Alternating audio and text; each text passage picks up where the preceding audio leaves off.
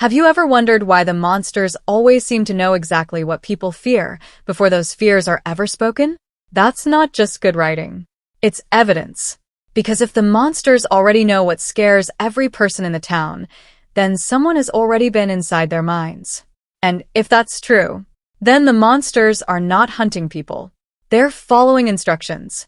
But here's what changes everything. What if the smiling creatures are nothing more than puppets? Not the masterminds. Not the rulers of the town. Just obedient servants carrying out someone else's experiment. That single idea completely changes how we should watch from. Because for 3 seasons, we've been focused on the creatures outside the houses. But maybe we've been looking in the wrong direction all along. The real enemy may never leave the shadows. The real enemy may never attack anyone directly. The real enemy may simply pull the strings. And every death, every hallucination, every impossible coincidence could all be part of one carefully controlled plan. Look at what the show is actually telling us. The monsters are terrifying, but they're also strangely predictable. Every night they appear. Every morning they disappear. They obey rules. They never break those rules. And that's the first clue. Think about it. Real predators adapt. If wolves can't reach their prey, they change tactics. If humans fail once, they learn. But the monsters don't. Night after night, year after year, they follow the exact same routine. They walk. They smile. They whisper. They wait. Almost as if someone programmed them to behave that way. That doesn't sound like freedom. That sounds like control. And this is where it gets darker. Have you noticed that the monsters almost never act with genuine anger? They're calm, patient, almost polite. Sometimes they even seem amused. They don't chase people because they're hungry. They chase people because that's the role they've been given. It's performance, not instinct. Think back to every conversation they've had with the townspeople. They don't just threaten. They manipulate. They know names. They know memories. They know personal relationships. Sometimes they say things that should be impossible for them to know. How? There are only 2 explanations. Either the monsters somehow read minds, or someone is feeding them information. Now, ask yourself one question. Who has access to everyone's fears? Not just one person. Everyone. Boyd. Tabitha. Jim. Victor. Sarah. Ethan. Even newcomers who have barely entered the town. Within days. Sometimes within hours. The town seems to know exactly how to break them. That's not coincidence. That's surveillance. Someone is constantly collecting psychological data. Someone understands every weakness before the monsters ever appear. And this is the detail everyone missed. Fear alone never seems to satisfy the town. The town always pushes people toward impossible choices. It forces guilt, regret, sacrifice, hopelessness. The monsters aren't simply killing.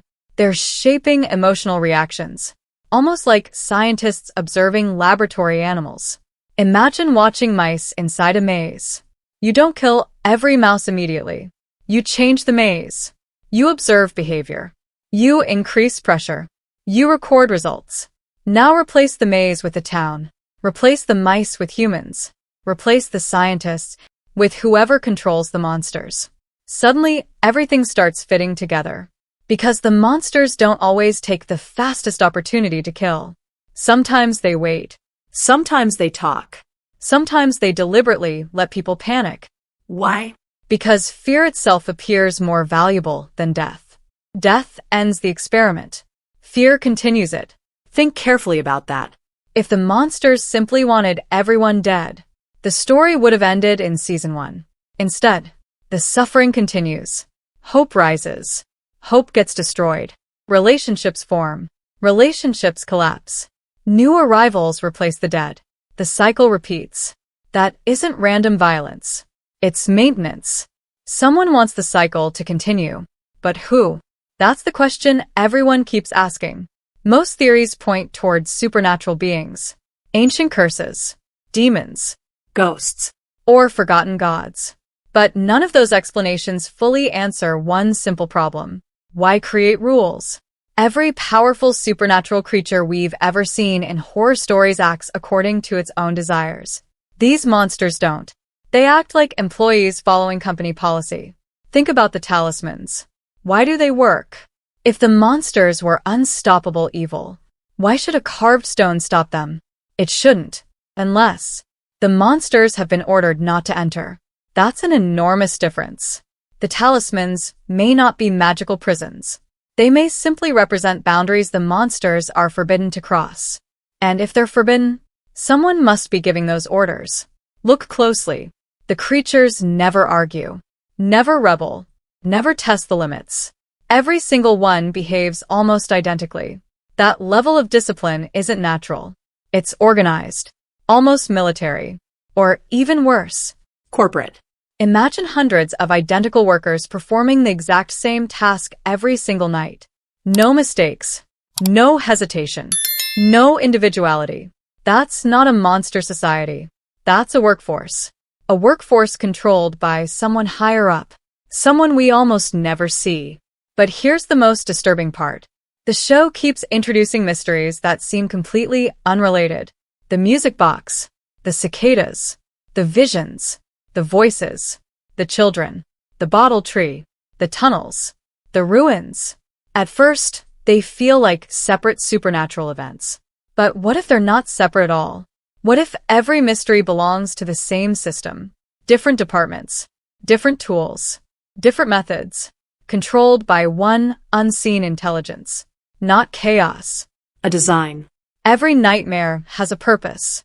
Every symbol has a function. Every strange event pushes people toward the exact emotional state the controller wants. Which brings us to the most dangerous possibility yet. What if the monsters themselves don't even know who's controlling them? What if they're trapped, just like everyone else? Because if that's true, then the smiling creatures we've feared since the very beginning may not be the final villains at all. They may simply be prisoners carrying out someone else's commands. And if the puppets aren't the real threat, then who is holding the strings? That final question changes everything. Because the moment we stop asking, what are the monsters, and start asking, who benefits from the monsters, the entire mystery of From begins to look completely different. Every great mystery has one hidden rule. Follow the motive. The monsters create fear. But fear is only valuable if someone is using it. So, who is collecting the results? But here's what changes everything. The town doesn't just trap people. It studies how they react after they're trapped. Think about every major turning point in the series. Whenever someone believes they've found an answer, something unexpected happens that forces them to question reality all over again. When Boyd discovers something that could change everything, a new horror appears. When Tabitha gets closer to understanding the town, reality itself seems to bend around her. When Jade starts connecting symbols and patterns, his visions become more intense. These aren't random supernatural events. They're controlled responses. Almost like the town is adjusting the difficulty of a game. And that's the first major clue that someone is always watching. Look at what the show is actually telling us. Nobody is allowed to make progress for very long. Every breakthrough creates a new obstacle. Every answer creates two new mysteries. That isn't just storytelling. Inside the world of From, it suggests an intelligence that constantly adapts to human behavior. Almost like a chess player thinking 5 moves ahead. Now, ask yourself something even stranger. Why are different people attacked in completely different ways? Boyd doesn't experience the town the same way Jade does. Jade doesn't experience it the same way Sarah does. Victor has lived there for years, yet he sees things that nobody else can. Tabitha is drawn toward impossible places beneath the town. Ethan seems connected to the mystery through stories and imagination. At first, these seem like separate character arcs. But this is the detail everyone missed. Every experience is perfectly designed for the individual. The town never chooses random psychological weapons. It always selects the one thing most likely to break that specific person. Sarah hears voices. Jade sees impossible symbols. Boyd carries unbearable responsibility. Tabitha cannot stop searching for answers. Victor clings to memories because memories are all he has left. Notice the pattern? The attacks are personal, not physical. Psychological. That means someone understands every person's emotional weakness before deciding how to manipulate them. And this is where it gets darker. The monsters rarely create fear on their own. Instead, they amplify fear that already exists. A grieving person loses hope faster. A guilty person hears accusations everywhere. A determined person becomes obsessed. A frightened child begins seeing impossible things. The controller doesn't create emotions. The controller weaponizes them. That's exactly how an experienced manipulator works. They don't invent your fears. They use the fears you already carry. Which raises another disturbing possibility. Maybe the monsters aren't the ones choosing their victims at all. Maybe they're simply assigned targets. Think about how calmly they speak. They don't behave like wild predators. Sometimes they know exactly which window to approach. Exactly which family member to imitate. Exactly what words will make someone hesitate for just 1 second. 1 second is enough. But how could every monster possess that information? Unless every monster is connected to the same source. Imagine one intelligence controlling dozens of bodies at the same time. Suddenly, every monster becomes part of a single mind. Different faces. Same master. Different voices. Same commands. Different locations. Same objective. That would explain why they never seem confused. Why they never argue. Why they never accidentally interfere with each other. They're not acting independently. They're extensions of one controlling force. But here's another piece of evidence hiding in plain sight. The underground tunnels. For a long time, fans assumed they were simply where the monsters sleep. But what if that's only half the truth? Sleeping is interesting. But location is even more interesting. Why underground? Why beneath the town? Symbolically, the controller is always below the surface. Literally and psychologically. The people above only see the performance. The real operation happens underneath. That's not just visual storytelling. It's thematic storytelling. The truth is buried. The controller stays hidden. The workers return below once their shift ends. Notice how strange that sounds. Workers, not hunters. The tunnels don't feel like wild animal dens. They feel organized. Almost maintained. Almost expected. Everything has a place. Everything follows a routine. Even the monsters appear to rest according to a schedule. Natural creatures don't clock out. Employees do. Now think about another mystery. Why does the town keep bringing in new people? This may be the biggest clue of all. If the goal were simply to kill, eventually there would be no one left. Instead, new arrivals appear again and again. Families, couples, strangers, children, people with completely different backgrounds.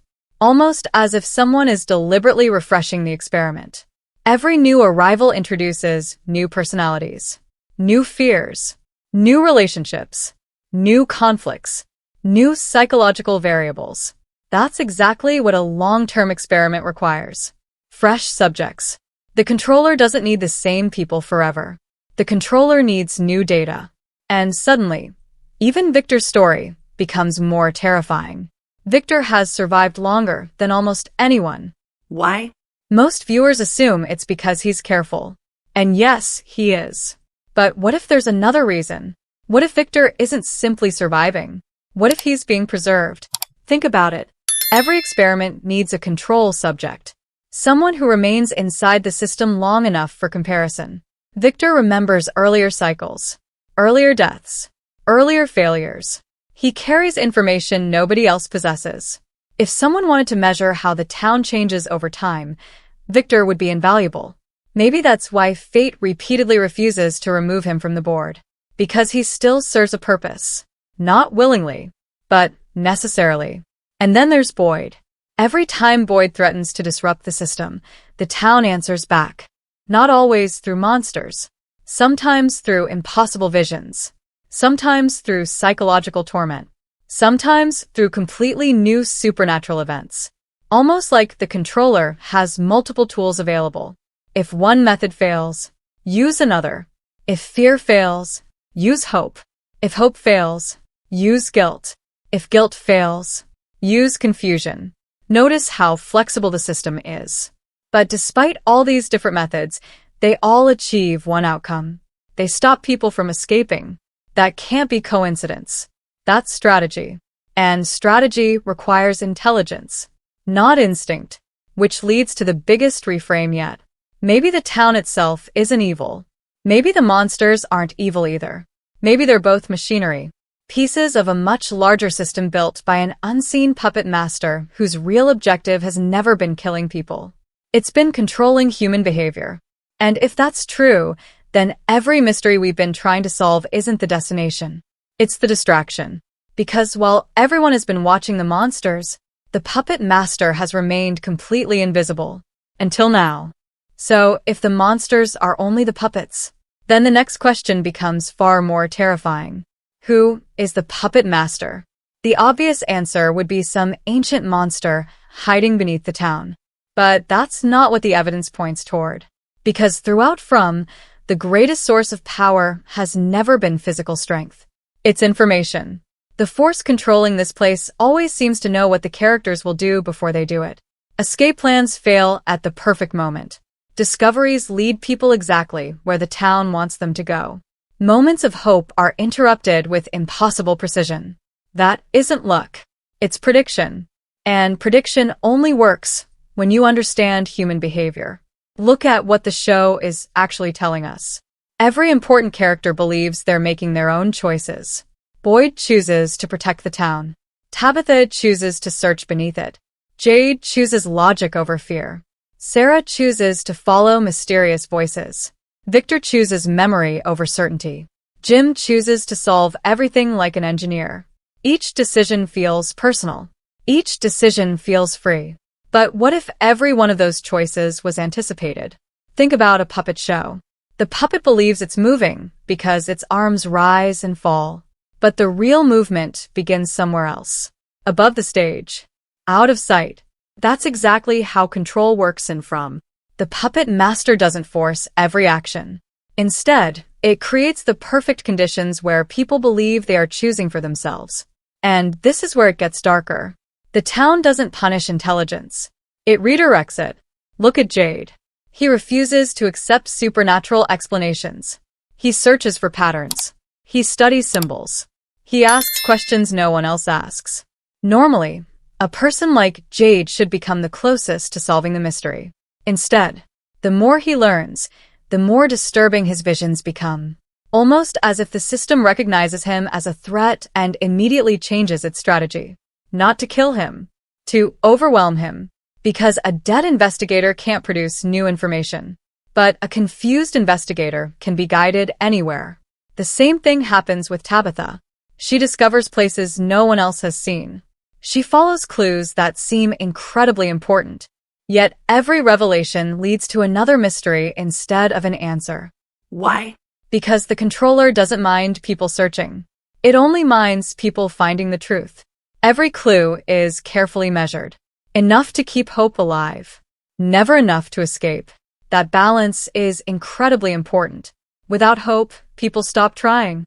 Without fear, people stop obeying. The puppet master needs both. Hope pulls people forward. Fear pushes them back. Together, they create the perfect prison. Now think about Boyd. More than anyone else, Boyd represents resistance. He refuses to surrender. He protects others. He keeps rebuilding after every tragedy. If this were only about killing, Boyd would have died long ago. Instead, he suffers. Again, and again, and again. That feels intentional. The strongest leader creates the most valuable emotional experiment. Break Boyd. And everyone else begins to break. Protect Boyd. And hope survives just long enough for the cycle to continue. That is not random cruelty. It's psychological engineering. But here's the detail everyone missed. Children seem to occupy a completely different role in the story. Ethan. The mysterious children connected to Tabitha. Even Victor's childhood memories. The show repeatedly links children to knowledge that adults cannot fully understand. Why? Because children haven't completely accepted the rules of reality. They imagine. They believe. They notice patterns adults ignore. If the puppet master manipulates perception, then children become dangerous. Not because they're stronger, Because they're harder to deceive. That's why Ethan's stories often resemble hidden instructions rather than simple fantasy. It's almost as if imagination allows him to glimpse pieces of the system that logic cannot explain. Now connect that to Victor. Victor also sees the world through memories formed as a child. He draws pictures instead of creating theories. He notices emotions before facts. He survived because he understands the town emotionally, while everyone else tries to understand it logically. That difference may not be accidental. It may be the show's biggest clue. The puppet master can manipulate facts. It can manipulate fear. It can manipulate perception. But emotions, especially the honest emotions of children, may reveal cracks in the illusion.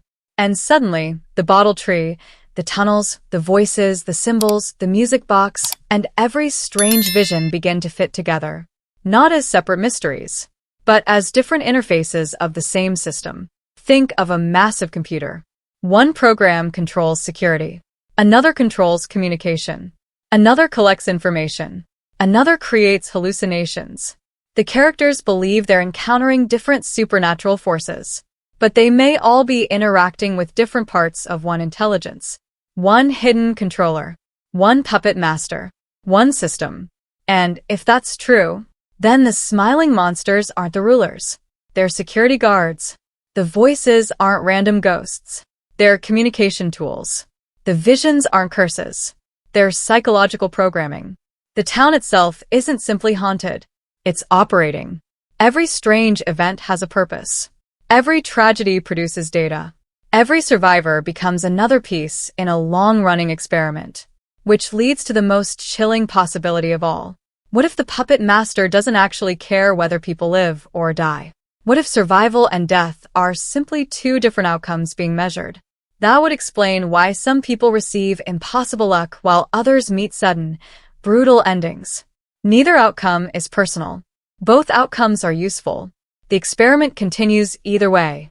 And if Season 4 is truly building toward revealing the force behind the town, the biggest twist may not be discovering what controls the monsters. It may be discovering why it has been studying humans for so long. Because once you accept that the monsters are only puppets, every scene changes. Every conversation gains a second meaning. Every coincidence starts looking like a carefully planned move. The real villain doesn't need claws. It doesn't need sharp teeth. It doesn't even need to appear on screen. Its greatest weapon is making everyone believe the monsters are in control when they've never been anything more than the hands of something much smarter. And that leaves us with one final question. If the puppet master has been watching every survivor from the very beginning, who says it's only watching the people trapped inside the town? What if, all this time, it has been watching us too?